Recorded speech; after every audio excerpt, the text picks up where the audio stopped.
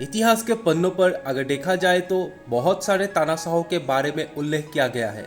इन्हीं में से एक था बेनितो मुसोलिनी, जो इताली के शासक थे 1922 से लेकर 1943 तक।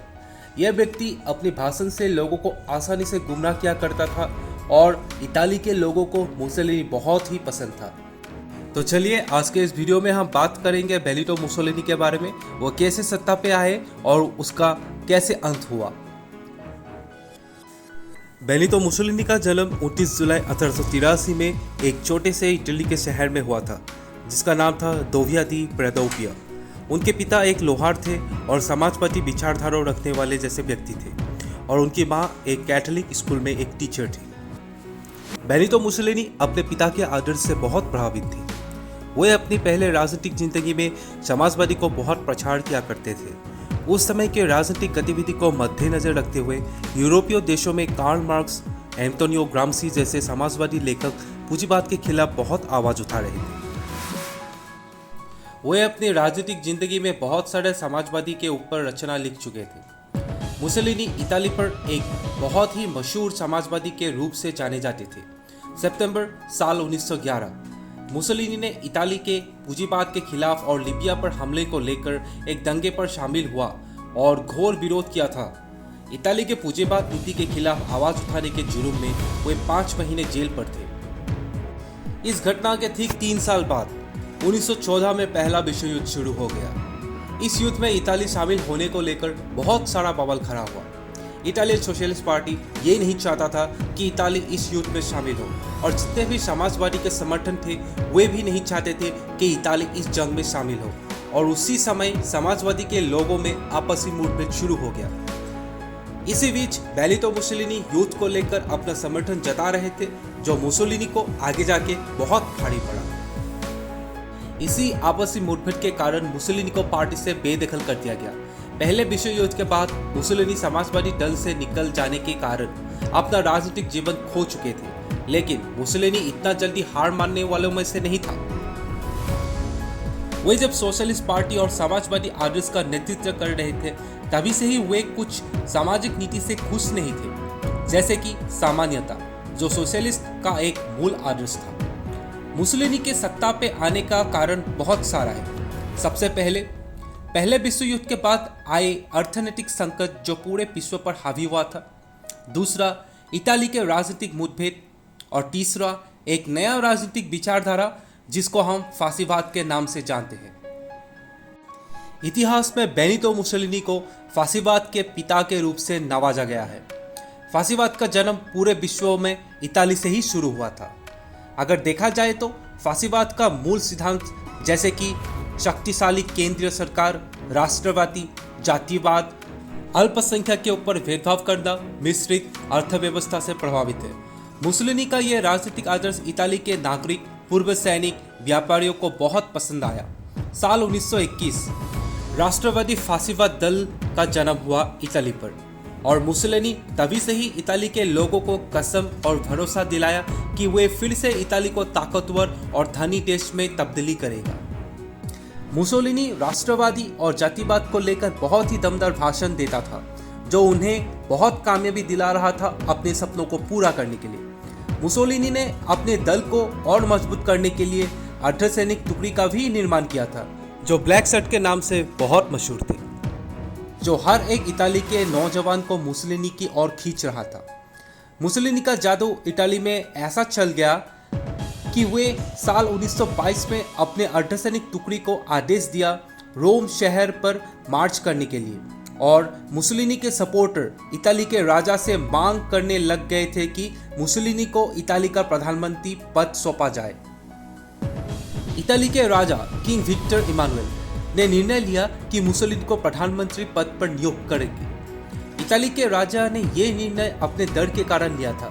उनको ये डर था कि इताली में इस बात को लेकर भयंकर दंगा हो सकता है, और उनके मन में आशा था कि मुसोलिनी की मांग पूरा होने से इताली में कुछ बदलाव आएगा। लेकिन सत्ता पर आते ही मुसोलिनी कुछ और ही कर रहा था।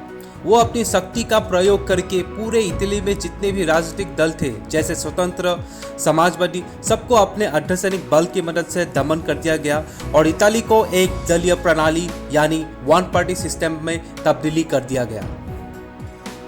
सत्ता में आने के बाद मुसोलिनी ने बहुत सारे अमल कायम किए, जैसे कि इताली के अर्थनैतिक व्यवस्था को केंद्रित किया और इताली के नागरिकों को राष्ट्रवादी विचार को बढ़ावा दिया और वे अंतर्राष्ट्रीय नीति में बहुत आक्रामक थे। वे फिर से रोमन एम्पायर को शक्तिशाली करना चाहते थे। इनके इस राजनीतिक क्षमता और राजनीतिक गतिविधि से और सत्ता पलटाने वाली प्रणाली से एक तानाशाह जो अभी तक सत्ता में आया नहीं था, वे मुसोलिनी से बहुत प्रभावित हुए और वे थे जर्मन के एडोल्फ हिटलर, जो आगे जाकर दूसरे विश्व युद्ध का मूल कारण बनने वाले थे। मुसोलिनी के नेतृत्व में इताली के समाज पर बहुत सारे सुधार आ रहे थे, जैसे कि अर्थनैतिक प्रणाली जो अब सरकार के पास है बहुत तरक्की कर रहा था और इताली के नागरिक बहुत खुश थे। लेकिन इताली आधुनिक तकनीकियों में बहुत पीछे था। मुसोलिनी इस बात को बहुत नज़रअंदाज किया, जो आगे जाके उसके प्रधानमंत्री पद खोने का कारण बन चुका था और मुसोलिनी का अंत भी इसी के कारण हुआ था।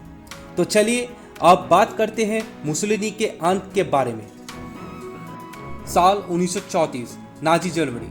हिटलर, जो कि एक मुसोलिनी को अपना आदर्श मानते थे, सत्ता में आने के बाद हिटलर ने उन्हें निमंत्रण किया जर्मनी में। उस समय हिटलर एक नौसिखिया था जो अभी अभी सत्ता पर आया है, इसके कारण मुसोलिनी कुछ खास ध्यान नहीं दे रहा था। कुछ सालों के बाद मुसोलिनी को फिर से हिटलर ने अपने मिलिट्री पैरेड पर मुख्य अतिथि के रूप से आमंत्रण किया।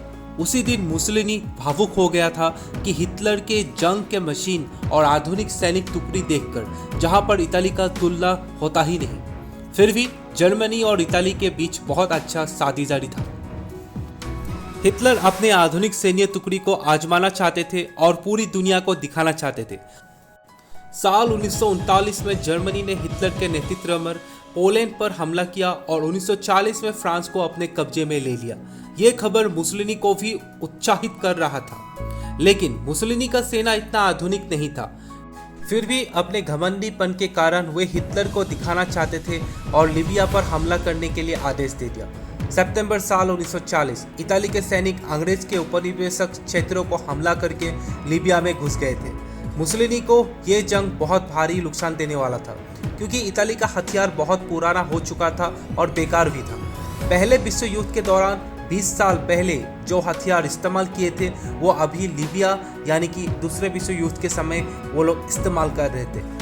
फिर भी जैसे तैसे मुसोलिनी ने लीबिया पर कब्जा कर ही लिया था, क्योंकि हिटलर की फौज ने उनको लॉजिस्टिक और सैन्य ताकत से मदद दिलाया था।